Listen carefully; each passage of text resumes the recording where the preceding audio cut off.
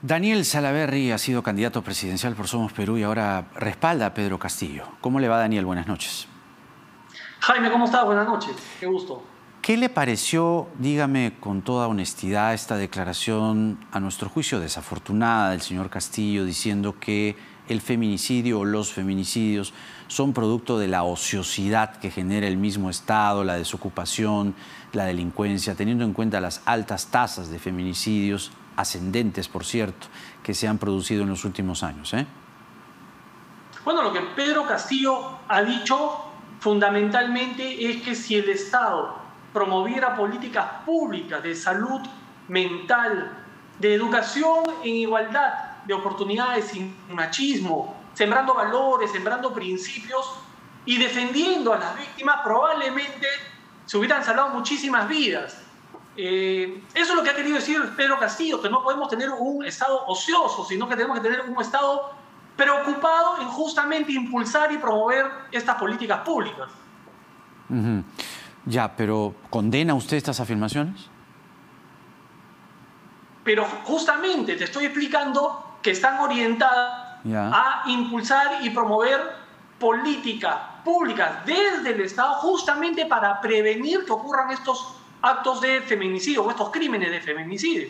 O sea, él señala que los feminicidios, al ser producto de la sociedad que genera el mismo Estado, la desocupación y la delincuencia, ¿no cree que cuando dice la desocupación, la delincuencia y la ociosidad del Estado está justificando a los feminicidas? Es decir, más allá de lo que el Estado pueda hacer o resolver una vez cometido el feminicidio, e incluso antes con políticas preventivas, es verdad, pero al final quien asume el feminicidio es en sí mismo el feminicida. Entonces, ¿por qué decir que el feminicida no es el principal actor, protagonista, presunto acusado, responsable de los crímenes, de los feminicidios? Criminal. Claro, es el principal pero eso criminal, no lo dijo. Pero muchas veces tiene de aliado a malas autoridades, a malos jueces, como hemos visto con el caso de Inostroza, que representan al Estado porque el Poder Judicial es un poder del Estado, negociando la libertad de ese criminal. Entonces, eso es algo que tenemos que corregir. No podemos tener fiscales o jueces o autoridades que se pongan en el lado del victimario y no de la víctima. Esas son las cosas que tenemos que cambiar en nuestro país y son las propuestas que está impulsando Pedro Castillo. Que lo diga de una manera coloquial o que lo diga de una manera no tan clara, no por eso se le va a satanizar. El fondo del asunto es el que te acabo de explicar. Ahora, hasta en 2 oportunidades el señor Castillo, en esta campaña, no hay una fecha precisa, pero lleva el polo de Perú Libre y lleva el lapicito, con lo cual corresponde a esta campaña, declaraciones dichas en 2 ocasiones, y cito: ¿acaso nuestras propias alumnas, hijas, no salen a partir de las 11, 12 de la noche a las grandes ciudades a prostituirse? ¿Le parece? Es terrible, Jaime, porque hay un informe de la OEA que dice que del 100% de los viajes internacionales que hay, el 3% de ese 100% están destinados a turismo sexual. Y hay informes de la Dirección Nacional de Turismo que dicen que Lima es la ciudad en donde hay más casos de trata de personas. Y la gran mayoría de ellas son personas menores de edad. Niñas que han sido secuestradas, arrebatadas de su familia por mafias organizadas y que están obligadas justamente a prostituirse. Esos hechos que son producto de la falta de control en las carreteras, producto de la falta de control de los bares, de los hoteles, de los hostales, hasta de las instituciones que emiten los documentos que muchas veces son fraguados para hacer pasar a estas niñas como si fueran mayores de edad mientras que las trasladan, son problemas estructurales del Estado que se tienen que corregir. Yo coincido con Pedro Castillo. Ese es un gran problema, la trata de personas y sobre todo de menores de edad. Tenemos que combatir a estas mafias y tenemos que eliminarlas.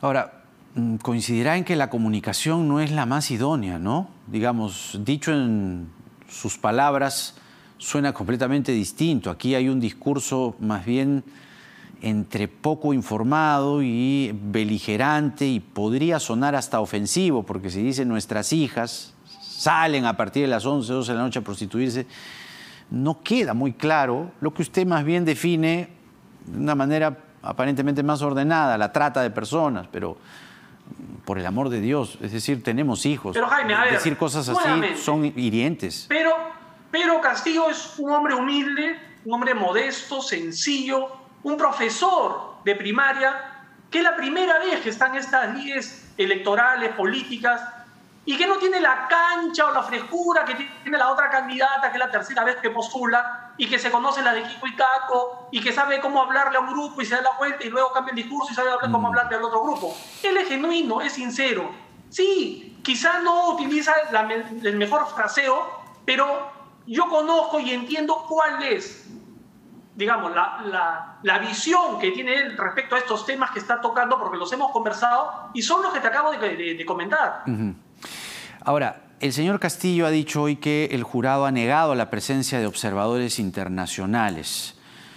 Y la verdad, se ha dicho en distintos grupos de simpatizantes, militantes en redes sociales, señalan o invocan y están en este cargamontón silencioso, ¿no?, pero muy claro contra la autoridad electoral.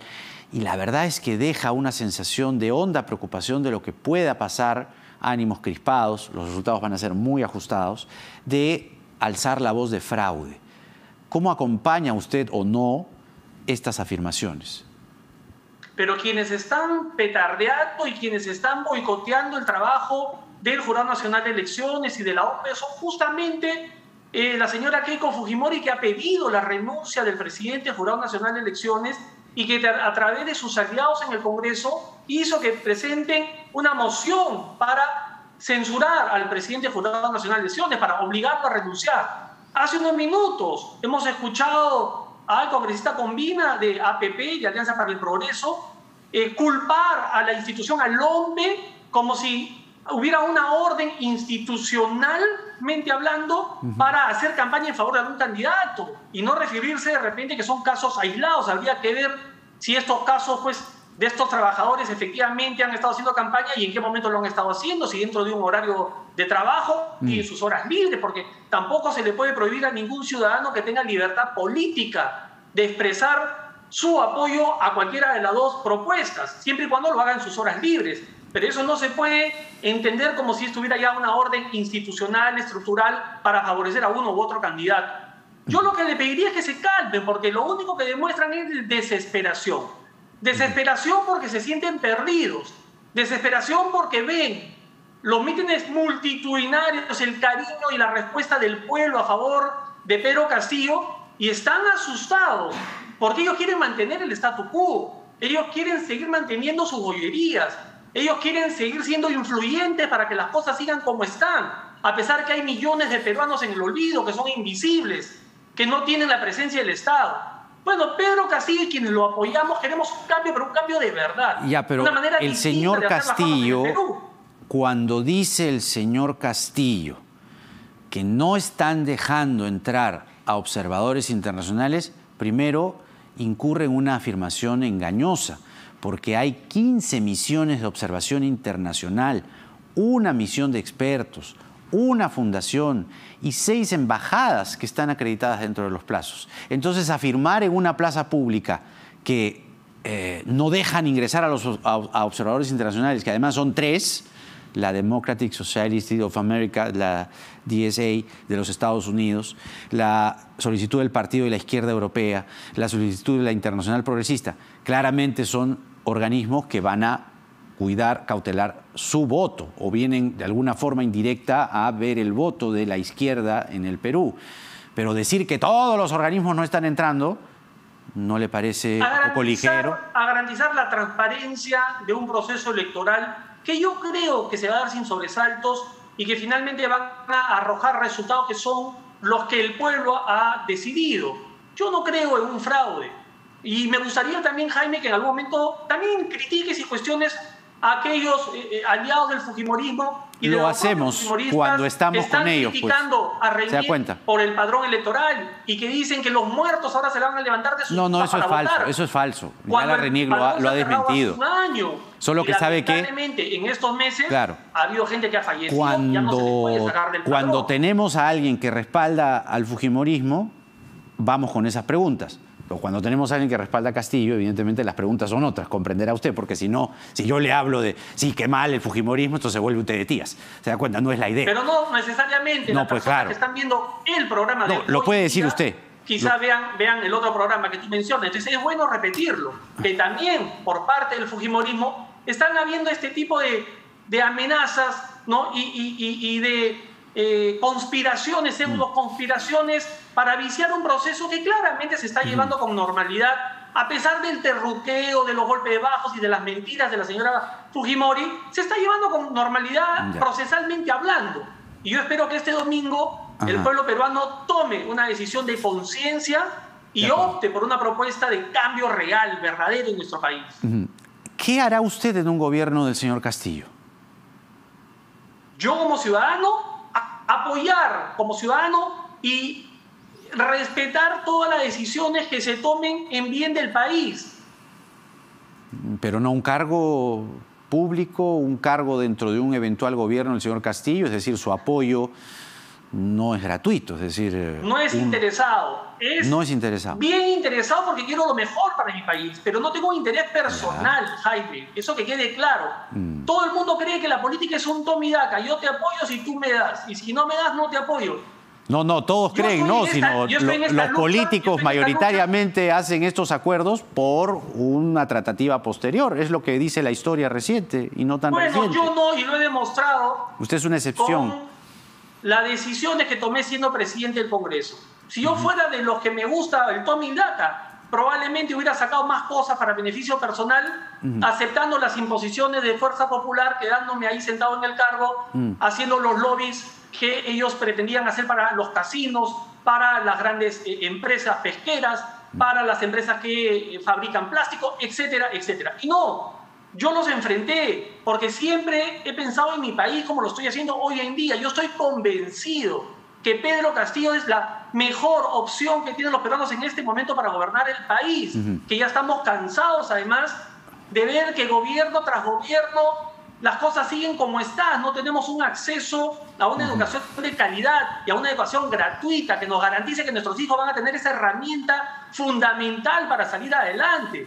¿Qué mejor que un maestro de presidente del Perú para impulsar una reforma educativa en nuestro país? El gobierno de Pedro Castillo va a ser un gobierno serio, responsable, profesional, que va a mantener el equilibrio fiscal. Tenemos a Pedro Franque, a Gonzalo Alegría, entre otros grandes economistas que nos dan esa garantía y esa tranquilidad.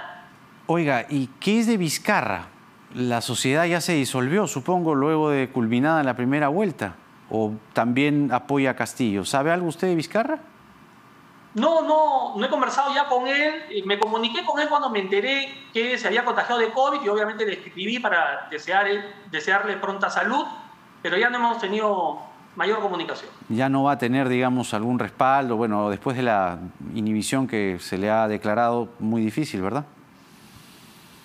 Bueno, como todo ciudadano tiene el derecho de acudir al Poder Judicial y será el Poder Judicial quien resuelva en segunda instancia este tema. Yo siempre he sido respetuoso de las decisiones de nuestros órganos jurisdiccionales, así que esta vez no va a ser la diferencia. Muy bien. Daniel Salaverry, ex candidato a la presidencia, respalda a Pedro Castillo, ha estado con nosotros. Muchas gracias, señor Salaverry. Hasta una nueva oportunidad. Muy buenas noches. Gracias, Jaime. Siempre un placer poder conversar contigo. Hasta la próxima. Muchas gracias. Vamos a la pausa en el programa y regresamos con el politólogo, director de la publicación Pata Amarilla, Juan de la Puente, para ver los escenarios que se vienen en el horizonte inmediato y sobre todo, y ahí está nuestra preocupación, después del 6 de junio, porque nada está dicho.